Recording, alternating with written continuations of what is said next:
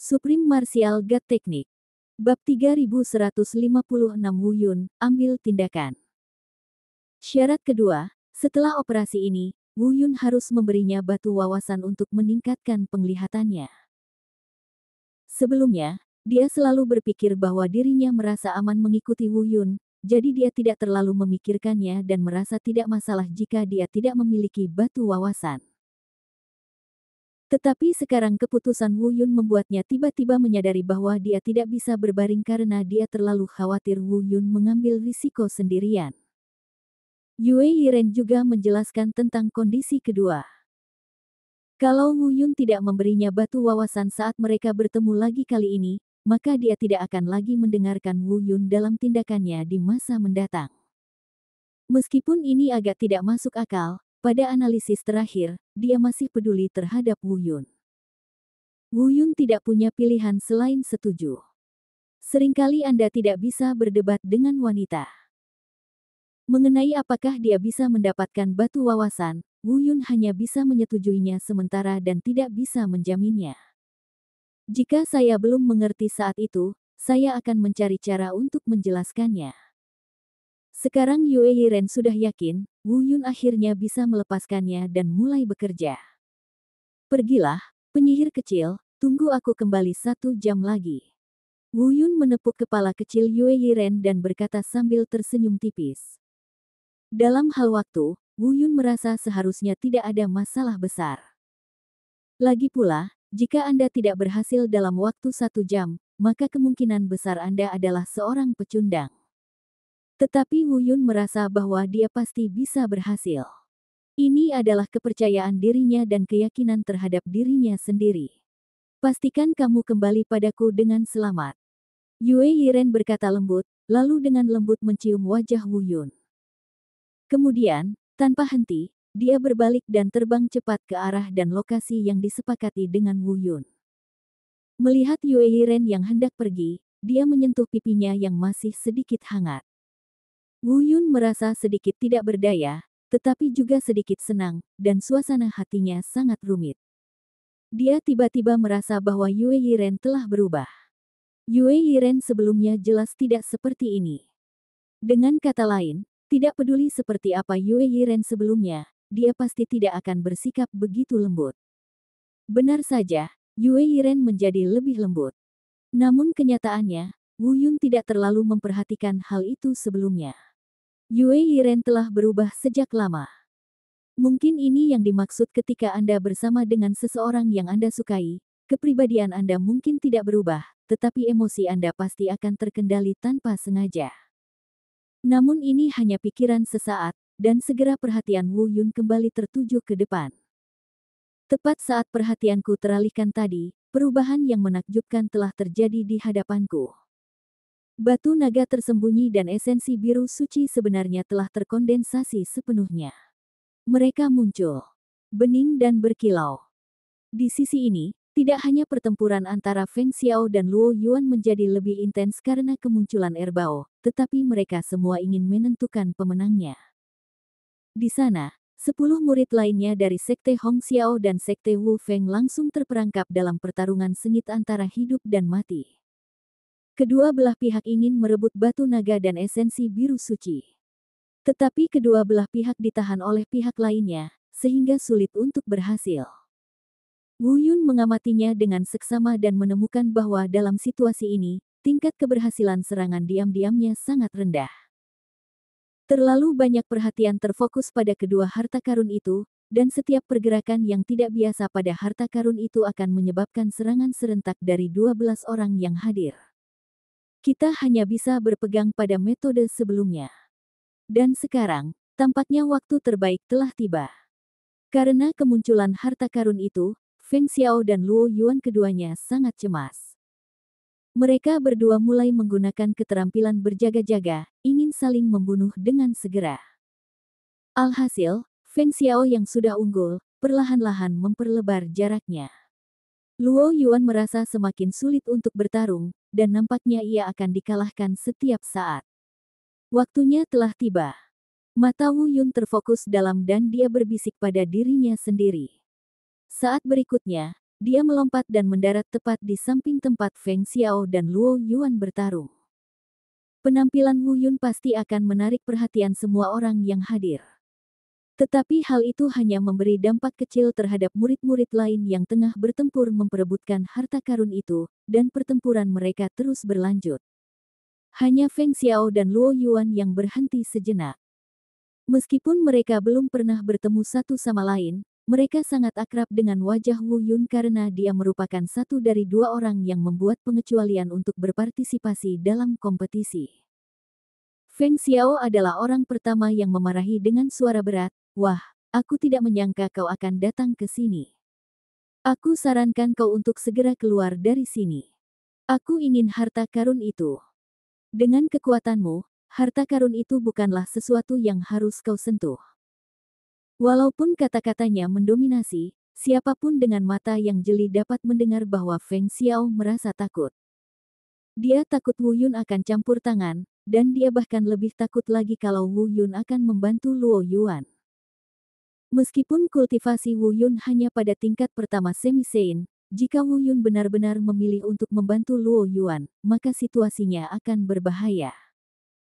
Lagi pula, jika dia berada dalam kondisi puncaknya tanpa cedera apapun, bahkan dengan Wu Yun, dia tidak akan cukup untuk mengalahkannya. Bagaimanapun, kekuatan Wu Yun, setidaknya dilihat dari penampilannya, terlalu lemah. Namun situasinya berbeda saat ini. Dia terluka dan meskipun dia tampak unggul, dia sebenarnya mengalami kesulitan dalam bertarung. Jika ada kekuatan lain yang muncul dan merusak keseimbangan ini, akan sulit baginya untuk mempertahankan keunggulan yang telah diperolehnya saat ini. Feng Xiao memikirkan hal ini. Mungkinkah Luo Yuan tidak bisa melihatnya? Bab 3157 mengubah situasi. Dan karena ini, mungkin sudah menjadi kesimpulan yang sudah pasti bahwa Luo Yuan dan Wu Yun akan bergabung untuk menghadapi Feng Xiao. Ini hanya masalah waktu. Karena Wu Yun muncul dengan suatu tujuan, dan Luo Yuan, yang bertemu Wu Yun pada saat ini, memiliki ide yang sama tanpa rasa terkejut. Benar saja, saat kata-kata Feng Xiao diucapkan, suara Luo Yuan juga terdengar. Wu Yun, jangan dengarkan omong kosongnya. Dia bukan siapa-siapa. Apa maksudmu kau tidak bisa ikut campur? Dengarkan aku, bergabunglah denganku dan bunuh Feng Xiao. Maka, harta karun itu akan menjadi milikmu dan milikku. Aku tidak berbohong padamu. Jika kau bertindak kali ini, kau akan membantuku, Feng Xiao. Kau dapat memilih batu naga tersembunyi atau esensi biru suci. Dan aku dapat meyakinkanmu bahwa selama kamu membantuku, tidak akan ada masalah sama sekali dalam mengalahkannya. Dia pernah terluka karenaku sebelumnya, dan sekarang kekuatannya biasa saja. Selama kau campur tangan, keunggulannya atasku akan segera dibalikkan oleh kerja sama kita berdua. Mendengar ini, Wu Yun tersenyum sedikit. Tetapi dia tidak menanggapi, hanya menonton sambil tersenyum. Karena dia tahu selama dia tidak pergi, Feng Xiao tidak akan bisa menahan diri.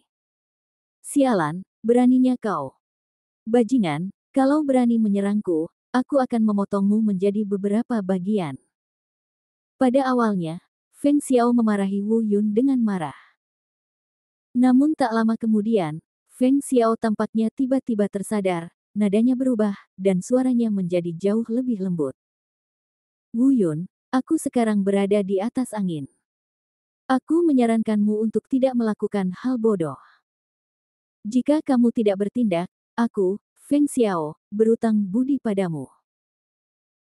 Namun, jika kamu bersikeras bertindak, jangan katakan bahwa aku tidak mengingatkanmu bahwa kamu tidak tahan dengan kemarahanku dan kemarahan Sekte Wu Feng. Meski nadanya jauh lebih lembut, dia tetap tidak bisa menghindari nada merendahkan itu.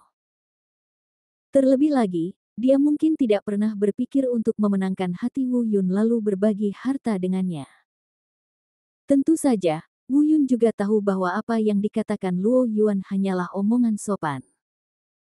Itu tidak lain hanyalah mengelabui dia agar mengambil tindakan, dan selama Feng Xiao dikalahkan, maka semuanya akan diputuskan olehnya, Luo Yuan, kan? Namun mengetahui adalah mengetahui. Bagaimana cara menghitungnya? Bagaimana cara mendapatkan keuntungan sebesar-besarnya dari celah-celah itu, lalu mundur dengan aman? Inilah tujuan perjalanan Wu Yun. Pada saat ini, Luo Yuan sebenarnya telah terluka parah. Meskipun belum mencapai titik yang dapat menimbulkan kerusakan sama sekali dan tidak terlalu mempengaruhi pertempuran. Namun waktunya telah tiba. Jika kita menunggu lebih lama lagi, tidak ada yang bisa menjamin apakah cedera Luo Yuan akan terus memburuk. Jika situasinya sudah semakin memburuk dan keseimbangan saat ini sudah tidak bisa dipertahankan lagi, maka meskipun Wu Yun turun tangan, mungkin tidak akan ada gunanya juga. Saudara Luo Yuan, apakah kamu serius dengan apa yang baru saja kamu katakan? Tidak peduli betapa cemasnya dia di dalam hatinya, Wu Yun harus berpura-pura tenang di permukaan. Mendengar ini, Luo Yuan dan Feng Xiao yang tengah bertarung, tentu saja langsung mengerti maksud Wu Yun. Ini berarti dia siap setuju untuk membantu Luo Yuan. Luo Yuan sangat gembira. Feng Xiao, di sisi lain, sangat terkejut. Sialan, Wu Yun, kau tidak mendengar sepatah kata pun yang kukatakan tadi, kan? Jika kau berani menyerang, yang akan kau hadapi adalah amukanku dan sekte Wu Feng yang tak berkesudahan. Feng Xiao meraung dan mengumpat, dia benar-benar panik. Tapi Wu Yun mengabaikannya. Pada saat yang sama, suara Luo Yuan yang gembira dan gembira terdengar. Tentu saja benar, saudara Wu Yun. Selama kamu bergerak, kita akan membagi harta karun itu menjadi 2. Kita bahkan bisa bepergian bersama nanti. Aku akan melindungimu. Mungkin khawatir Wu Yun akan takut pada Feng Xiao, Luo Yuan bahkan menawarkan keuntungan bepergian bersama di masa depan. Wu Yun tersenyum, lalu dia melompat. Dia mengambil tindakan. Tetapi pada saat ini, membantu Luo Yuan menang tidak memerlukan mengerahkan seluruh kekuatannya. Yang kita perlukan hanyalah bantuan eksternal untuk memutus keseimbangan saat ini. Tentu saja, Wu Yun tidak menggunakan seluruh kekuatannya. Teknik Dewa Bela Diri tertinggi diaktifkan dan kekuatan Semi Santo tingkat pertama melonjak keluar. Kekuatan 3 jalan dan 3 pedang muncul. Kekuatan lainnya belum digunakan. Dan serangan itu merupakan gerakan mematikan. Saudara Luo Yuan, kalau begitu aku akan membantumu. Bunuh naga gila itu. Sambil meraung keras, dia menebas dengan pedangnya. Energi pedang yang dahsyat, disertai suara samar raungan naga, bersiul ke depan dan melesat menuju angin. Anda tepat waktu, terima kasih. Melihat Wu Yun beraksi, Luo Yuan sangat gembira dan berterima kasih padanya. Ekspresi Feng Xiao berubah drastis dalam sekejap. Seperti yang baru saja dikatakan, kekuatan Wu Yun mungkin tidak cukup untuk menyebabkan kerusakan fatal padanya. Tetapi dia sama sekali tidak berani menggunakan tubuh fisiknya untuk menahan serangan Wu Yun. Karena dia tidak berani, dia harus dialihkan. Selama Anda terganggu, keseimbangan semula akan rusak. Aku khawatir keunggulan Feng Xiao tidak akan stabil lagi. Jadi, Feng Xiao panik, begitu paniknya sehingga dia tidak bisa menyembunyikannya sama sekali. Luo Yuan merasa gembira, dan dia pun tidak dapat menyembunyikan kegembiraannya. Sementara Feng Xiao terganggu, dia menghindari serangan Wu Yun. Luo Yuan segera mengambil tindakan, dan hanya dengan beberapa gerakan, ia langsung menebus kerugiannya sebelumnya. Setelah beberapa saat, Wu Yun menyerang lagi. Itu masih gerakan membunuh naga gila. Tenaganya tidak besar, tetapi efeknya tetap luar biasa dahsyat. Hanya dengan 2 gerakan, situasi semula hancur total. Feng Xiao berada pada posisi yang sangat tidak menguntungkan, sementara Luo Yuan berada pada posisi yang sangat menguntungkan. Tentu saja, jika Wu Yun tidak melakukan gerakan apapun lagi, Feng Xiao mungkin bisa kembali menguasai keadaan jika dia dapat bertahan sedikit lebih lama. Hanya butuh waktu. Namun Wu Yun tidak pergi, dia pasti akan mengambil tindakan lagi. Maka Feng Xiao harus mengawasi setiap gerakan Wu Yun setiap saat, dan akibatnya dapat dibayangkan. Hanya setelah beberapa gerakan, Feng Xiao terkena 5 pukulan telapak tangan Luo Yuan. Meskipun dia juga membalas 2 serangan telapak tangan Luo Yuan, keduanya terluka, tetapi luka Feng Xiao tidak diragukan lagi lebih serius. Dan sekarang situasinya terus berlanjut, Wu Yun mengawasi dengan ketat dan dapat mengambil tindakan kapan saja. Jika ini terus berlanjut, Feng Xiao mungkin akan berada dalam bahaya nyawanya jika dia tidak berhati-hati. Saya penuh dengan keengganan dan kemarahan, tetapi itu hanya dapat berubah menjadi ketidakberdayaan yang mutlak. Situasi kekalahannya tidak bisa diubah lagi. Bab 3158 layak untuk dipertaruhkan. Mengenai para pembantu, saat ini kelima orang lainnya dari Sekte Wu Feng telah sepenuhnya ditahan oleh beberapa saudara junior Luo Yuan, dan tidak ada seorang pun yang datang membantunya. Sialan kau, Luo Yuan, Wu Yun, aku akan mengingat kalian berdua bajingan. Dia meraung sambil menggertakkan gigi dan memuntahkan darah. Feng Xiao memanfaatkan momentum itu untuk mundur lebih dari 10 meter. Dia tidak berhenti. Dia berbalik, melompat beberapa kali, dan menghilang. Tentu saja, dia tidak meninggalkan orang lain dari Sekte Wu Feng. Sebelum pergi, dia berteriak. Semuanya, mundurlah, datanglah temui aku di tempat lama. Wu Yun, aku akan mengingatmu, aku akan membuatmu menyesal, kamu pasti akan menyesali apa yang terjadi hari ini. Suara itu berangsur-angsur menghilang, Feng Xiao sudah pergi. Alasan mengapa dia hanya memberi perintah dan pergi adalah karena dia tidak khawatir dengan hidup dan mati orang-orang ini. Tentu saja, jika orang-orang ini hanya ingin pergi, dia tidak akan bisa menahan mereka. Tanpa Luo Yuan terluka parah saat itu, jadi mungkin tidak mungkin dia bisa campur tangan dan menghentikannya. Adapun Wu Yun, apakah itu kepergian Feng Xiao atau kepergian orang lain dari Sekte Wu Feng, dia tidak punya niat untuk menghentikan mereka. Karena dia tahu dia tidak dapat menghentikannya. Akan menjadi hasil terbaik jika mereka berdua bisa bergabung untuk memukul mundur Feng Xiao. Kalau dia benar-benar ingin membunuh mereka semua, begitu Feng Xiao terpojok dan berada pada situasi hidup dan mati, cara yang dilakukan Feng Xiao pasti tidak akan terbatas pada ini saja. Jadi, tidak perlu menghentikannya. Namun, ancaman terakhir yang tersebar di angin itulah yang membuat Wu Yun sedikit mengernyit. Akan tetapi, hal ini juga sudah diduga dan perseteruan itu akhirnya selesai.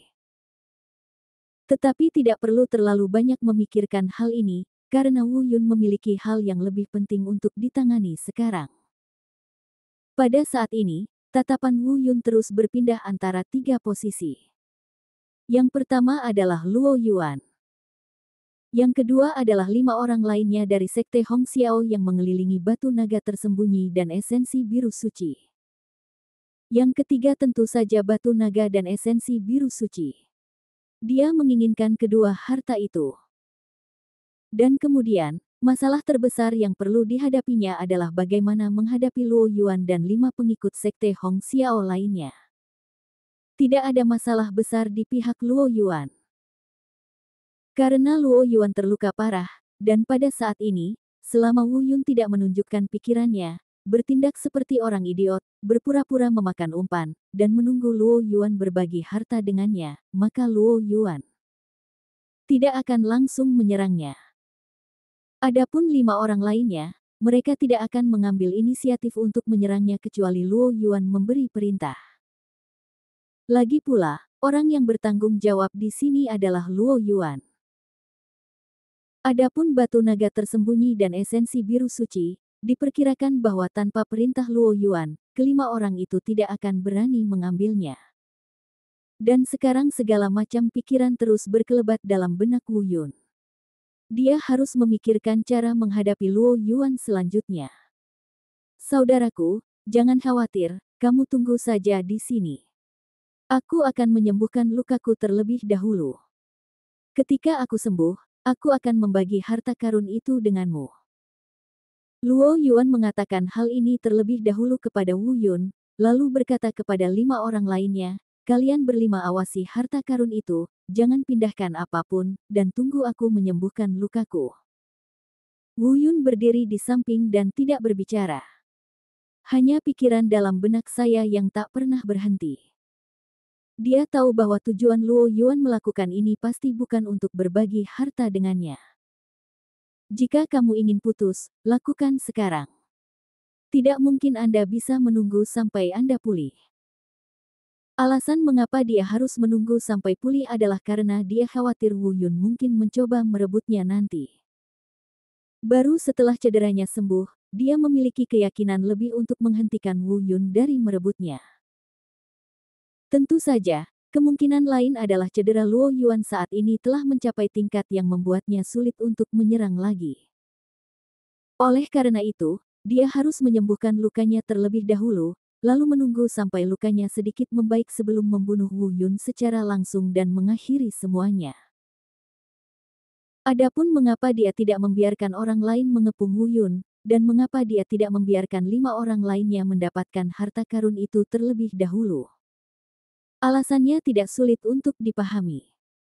Dia khawatir dengan kelima orang lainnya, takut mereka mungkin tidak dapat menaklukkan Wu Yun dan membiarkan Wu Yun memanfaatkan kesempatan dan mengambil harta karun itu. Pada saat yang sama, dia tidak merasa nyaman membiarkan kelima orang ini mengambil harta karun itu terlebih dahulu. Lagi pula, beberapa harta karun mengenali pemiliknya dan hanya mengenali orang pertama yang menyentuhnya setelah ia lahir ke dunia. Jika sudah berpindah tangan, maka tidak akan efektif lagi. Meskipun kemungkinan ini tidak besar.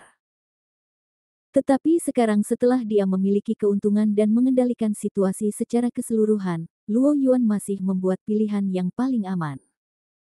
Tapi apakah ini benar-benar aman? Dia mengabaikan Wu Yun.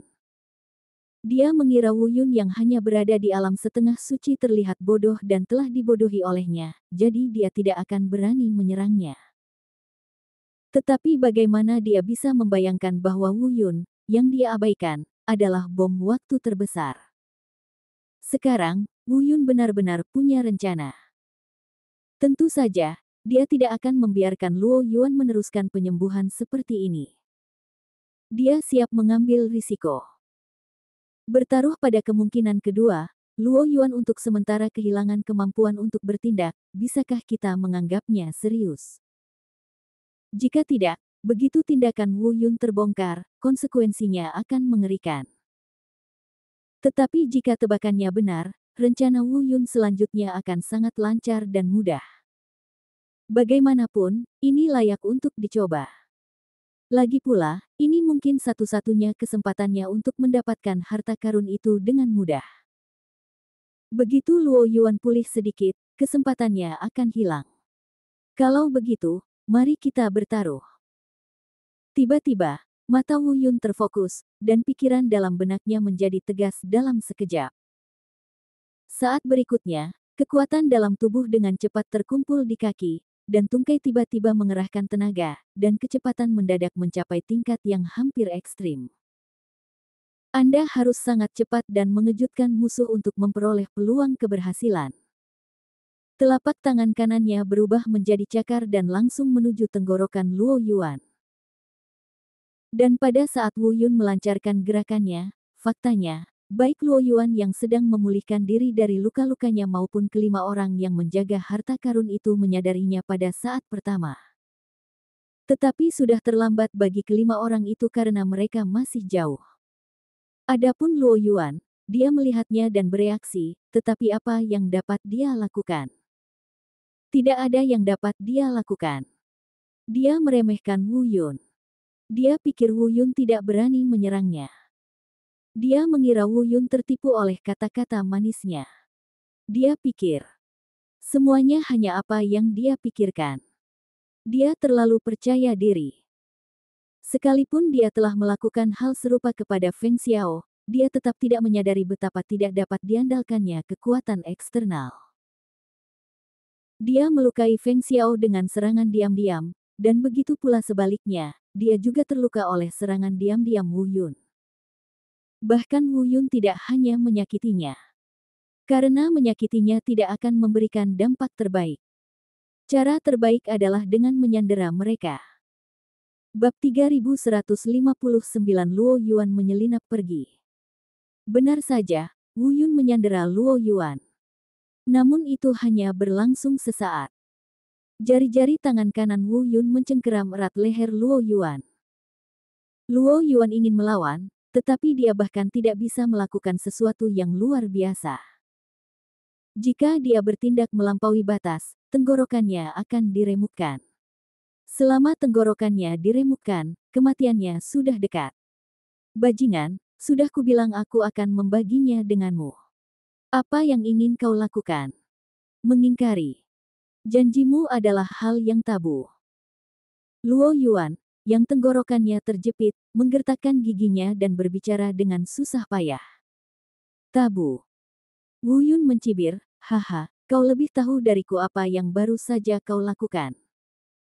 Tentu saja, kau dan aku juga tahu betul apa yang sedang kau rencanakan dalam pikiranmu. Kau memanfaatkan Feng Xiao dan kemudian melancarkan serangan diam-diam. Sekarang, aku hanya membalas dan melawan kejahatan dengan kejahatan. Adapun apa yang sedang kamu rencanakan dalam pikiranmu, haha, kurasa kamu belum siap untuk membaginya denganku sama sekali, kan? Lepaskan adikku, dasar bajingan, cepat lepaskan adikku. Wu Yun baru saja selesai bicara ketika dia mendengar beberapa suara umpatan datang dari samping. Mundur. Wu Yun menatapnya dengan dingin dan berteriak, jika dia berani melangkah maju, aku akan segera mengirimnya menemui Raja Neraka. Semua orang terkejut ketika mendengar ini. Orang yang paling takut adalah Luo Yuan sendiri. Tanpa menunggu orang lain berbicara, dia langsung berbicara dengan susah payah dan takut. Mundur, mundur, jangan mendekat. Kemudian dia berkata kepada Wu Yun, bajingan, apa yang ingin kamu lakukan? Ah! Begitu dia selesai berbicara, Luo Yuan mengeluarkan suara kesakitan. Ternyata dua jari Wu Yun yang menjepit tenggorokannya, malah menekan lebih keras. Kemudian Wu Yun berkata dengan nada dingin, panggil aku ayah, siapa yang memberimu keberanian untuk memanggilku bajingan? Ayah, ayah, ayah, jangan bunuh aku tidak keberatan dengan apapun yang ayah inginkan. Kekuatan ini membuat Luo Yuan menghadapi ancaman kematian, dan dia langsung menjadi pengecut. Sambil memanggilnya ayah, dia berpikir selama Wu Yun tidak membunuhnya, semuanya akan baik-baik saja. Jangan khawatir, aku tidak akan membunuhmu. Beritahu anak buahmu untuk mundur ke dalam kabut putih. Aku akan mengambil kedua harta karun itu. Wu Yun berkata dengan suara dingin. Mundur, kalian mundur. Luo Yuan tidak berniat menolak dan langsung menyetujui. 5 orang lainnya, meskipun tidak mau dan tidak berdaya, tidak punya pilihan lain. Kehidupan kakak laki-laki mereka ada di tangan Wu Yun, jadi mereka tidak berani berbuat gegabah. Dia segera mundur ke dalam kabut putih dan tidak bisa lagi melihat situasi di sana. Wu Yun tersenyum tipis, menyandera Luo Yuan, dan berjalan ke batu naga dan esensi biru suci. Di depan Luo Yuan, dia memasukkan kedua harta itu ke dalam sakunya. Luo Yuan sangat marah hingga matanya hampir berdarah, tetapi dia tidak berani menunjukkan tanda-tanda kehilangan kesabaran. Namun dalam hatinya Luo Yuan pasti tidak mau. Bagaimana mungkin dia tega membiarkan harta yang diperolehnya diambil oleh Wu Yun? Sementara dia setuju dengan Wu Yun, dia juga memikirkan berbagai tindakan balasan untuk keluar dan melawan Wu Yun. Tentu saja, Luo Yuan tidak berdaya pada saat ini. Setidaknya dia masih punya cara untuk melarikan diri, tetapi setelah melarikan diri, Sekte Hong Xiao memiliki teknik rahasia untuk melarikan diri, yang disebut mengubah tubuh menjadi roh. Mengubah tubuh fisik menjadi energi dan segera mentransfernya ke tempat lain yang tidak terlalu jauh, yang dapat digunakan dalam situasi putus asa. Namun, itu hanya dapat digunakan dalam situasi yang mendesak, karena sekali digunakan, seseorang akan menderita serangan balasan dan cedera serius. Kecuali benar-benar diperlukan, seseorang tidak berani menggunakannya. Jadi, Luo Yuan sedang menunggu kesempatan. Adapun Wu Yun, setelah mendapatkan harta karun itu, hanya ada dua hal yang perlu dipikirkannya. Pertama, keluar dengan aman. Kedua, bunuh Luo Yuan sebelum melarikan diri. Kenapa kamu ingin pergi? Sederhana saja. Tentu saja Anda harus berlari. Jika tidak, apakah Anda akan diburu? Adapun mengapa dia ingin membunuh Luo Yuan dan kemudian melarikan diri, sebenarnya tidak sulit untuk dipahami. Luo Yuan adalah orang seperti ini. Wu Yun membuatnya menderita kerugian besar hari ini. Jika dia benar-benar melepaskannya, akankah dia menyerah mengejar Wu Yun di masa depan? Jawabannya pasti tidak. Oleh karena itu, daripada meninggalkan kekhawatiran yang tak terbayangkan, lebih baik bersikap tegas dan membunuhnya secara langsung dan menyelesaikannya untuk selamanya. Jika Sekte Hong Xiao ingin menyelesaikan masalah dengannya di masa depan, maka tentu saja Sekte Qi Tian akan mendukungnya, jadi itu bukan masalah besar. Kau sudah mendapatkan harta karun itu. Sekarang saatnya melepaskanku. Aku berjanji tidak akan membunuhmu. Mulai sekarang, kau dan aku akan menjaga jarak. Melihat Wu Yun mendapatkan harta karun itu, Luo Yuan menahan amarahnya dan mencoba berbicara dengan nada lembut. Jelas, bahkan jika dia punya cara untuk melarikan diri, dia tidak akan menggunakannya, dan masih bersiap untuk berdiskusi baik dengan Wu Yun. Lagi pula, dia sedikit enggan menanggung akibat pelariannya. Tentu saja, sekarang aku sudah mendapatkan harta karun itu, tentu saja aku harus melepaskanmu. Wu Yun menjawab dengan tenang, dia juga menyimpan pikirannya dalam benaknya. Namun tak lama kemudian, wajah Wu Yun tiba-tiba menjadi gelap dan dia mencibir, aku bisa melepaskanmu, tetapi tidak di kehidupan ini. Tunggu kehidupanmu berikutnya setelah reinkarnasi, dan aku akan berusaha sekuat tenaga untuk tidak membunuhmu. Begitu suara itu terucap, Wu Yun terluka dan tiba-tiba mengerahkan tenaga. Kekuatan ini cukup untuk langsung menghancurkan tenggorokan Luo Yuan. Pada saat yang sama, Luo Yuan merasakan niat membunuh Wu Yun. Pada saat itu, banyak pikiran berkelebat dalam benaknya, tetapi dia tahu bahwa tidak ada jalan keluar. Dengan hati yang penuh amarah dan keengganan, dia berusaha mengaktifkan teknik rahasianya untuk melarikan diri. Ubah tubuhmu menjadi roh. Bab 3160, dapatkan, pergi dan sepakati lokasi. Saat suara itu jatuh, Wu Yun merasakan kedua jarinya tiba-tiba terasa kosong. Kemudian, Luo Yuan yang baru saja disandera olehnya, tiba-tiba menghilang dari pandangannya. Tepatnya, ia tidak hilang seluruhnya. Sebaliknya, Wu Yun hanya bisa menyaksikan tanpa daya saat orang hidup berubah menjadi bola energi dalam sekejap mata. Dan itu adalah bola energi yang tidak dapat ditangkap Wu Yun sama sekali. Kemudian, bola energi itu langsung bergerak mendatar dan lenyap dalam kabut putih. Sial, kemampuan macam apa ini? Dia bahkan bisa berlari seperti ini. Melihat Luo Yuan yang tiba-tiba menghilang, Wu Yun berseru tanpa sadar. Pada saat yang sama, dia siap mengejarnya, tetapi baru saja dia hendak melangkah, dia berhenti. Karena dia tidak tahu kemana Luo Yuan pergi. Pada saat ini, 5 orang lainnya juga berada di kabut putih ke arah menghilangnya Luo Yuan.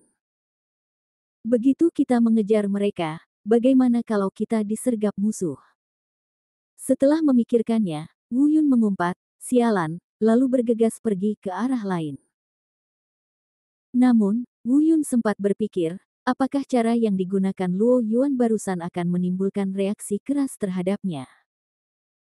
Lagi pula, jika tidak ada konsekuensinya, Luo Yuan pasti sudah menggunakannya sejak lama. Tidak mungkin baginya untuk disandera begitu lama. Dan dia menyaksikannya membawa pergi harta karun itu. Dapat dikatakan bahwa metode yang baru saja digunakan akan memiliki konsekuensi reaksi keras yang serius, dan Wu Yun yakin lebih dari 90% akan hal itu. Namun dia tetap tidak mengejarnya. Karena dia tidak tahu apakah kelima orang lainnya akan menyergap ke arah itu, dia juga tidak tahu kemana Luo Yuan pergi. Jadi, lebih baik keluar dari sini dulu. Adapun meninggalkan kekhawatiran, itu juga merupakan tindakan yang tidak berdaya. Tetapi sekali lagi, saat ini, satu-satunya orang di sini yang belum berniat membunuh Wu Yun adalah Qi Hao dari Sekte Liyun. Adapun 3 orang yang tersisa, entah itu Leng Fang dari Sekte Fajar atau Feng Xiao dari Sekte Tanpa Angin, mereka mungkin siap membunuhnya jika mereka melihatnya. Dalam kasus ini, satu Luo Yuan lagi tidak cukup.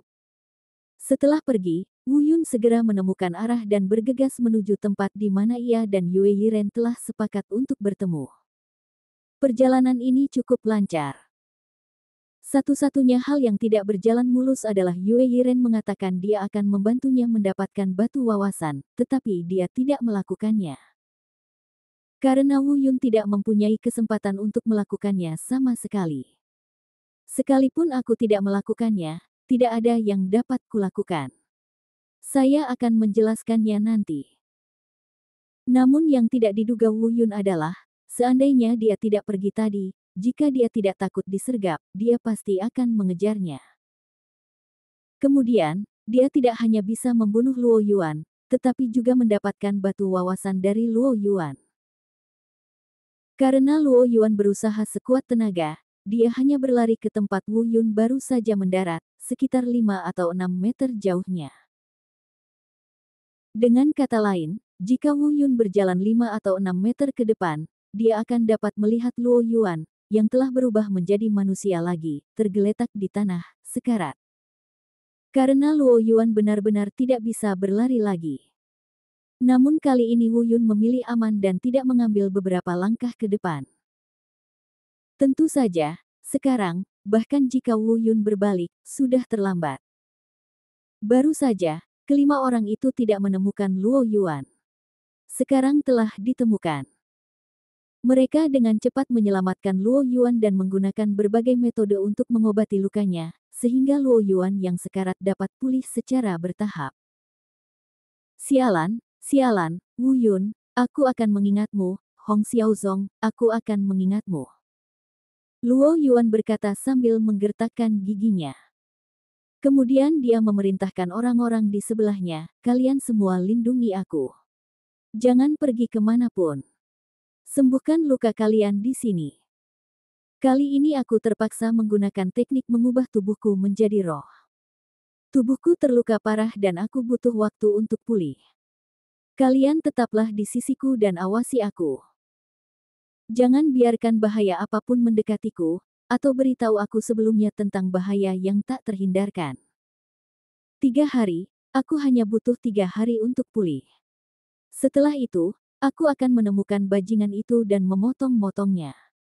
Luo Yuan berkata dengan kejam. Kemarahan di matanya mungkin cukup untuk memanggang Wu Yun sampai mati. 5 orang lainnya menerima perintah dan bubar untuk melindungi Luo Yuan. Di tempat lain, Wu Yun mengikuti arah yang disepakati dan bersiap mencari Yue Yiren. Mengenai masalah tidak menemukan batu wawasan, Wu Yun juga memikirkan alasan dan solusi. Berikan saja esensi biru suci kepada Yue Yiren dan biarkan dia berlatih. Simpanlah batu naga itu untuk dirimu sendiri. Dengan cara ini, Yue Yiren bisa menjadi lebih kuat dan tidak akan marah padanya karena batu wawasan. Membunuh 2 burung dengan 1 batu. Meskipun dia sendiri sangat perlu meningkatkan kekuatan kultivasinya, secara relatif, dia lebih bersedia membiarkan Yue Yiren menjadi lebih kuat terlebih dahulu.